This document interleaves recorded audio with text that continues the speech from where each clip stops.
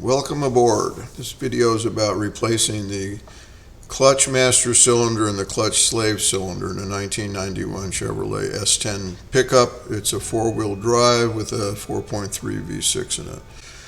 So the starting point for this is getting to the master cylinder. The instructions in the repair manual just say remove the clip for the rod that holds it to the pin on the clutch pedal, remove the two interior bolts, remove the fitting that's on the engine compartment side on the line that goes to the slave cylinder, and remove the hose that goes to the remote reservoir. And that's all well and good, but basically you can't get your hands in there to do any of that.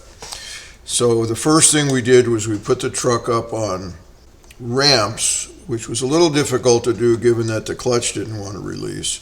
Put it up on ramps or jack it up and put it up on jacks. And then we took the fender liner out on the driver's side.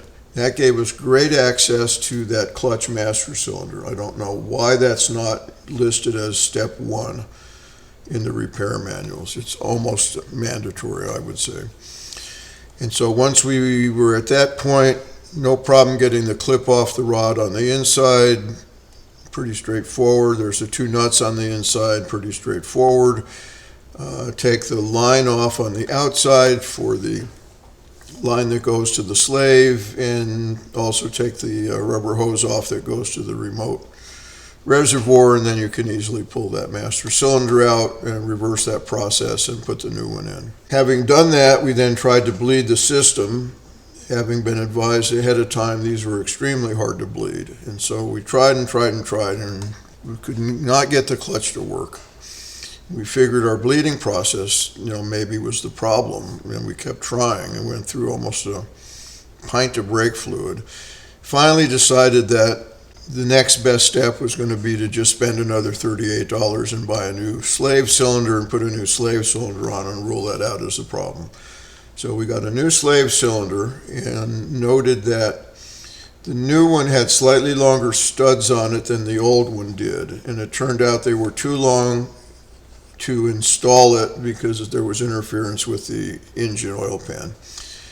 So cut enough off of those studs with a cutting wheel, and we were able to install it.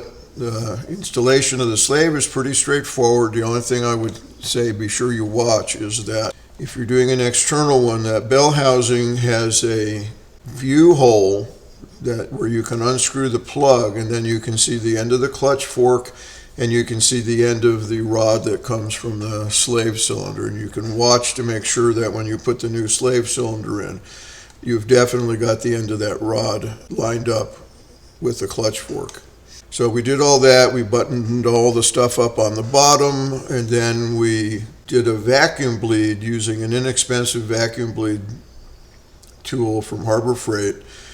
Vacuum bled from the bottom, closed the bleeder, and pumped the clutch several times and worked the remaining air, I guess, back out to the top. But it didn't take too long of pumping on it to get it back to how it had been before we started having the problems. So the vacuum bleeding from the bottom seemed to work just fine. If I had it to do over again, it would be far, far easier to do the second time. We actually spent 2 days working on this off and on. And if we had to do it again now, we could probably do the whole thing in 3 hours or less.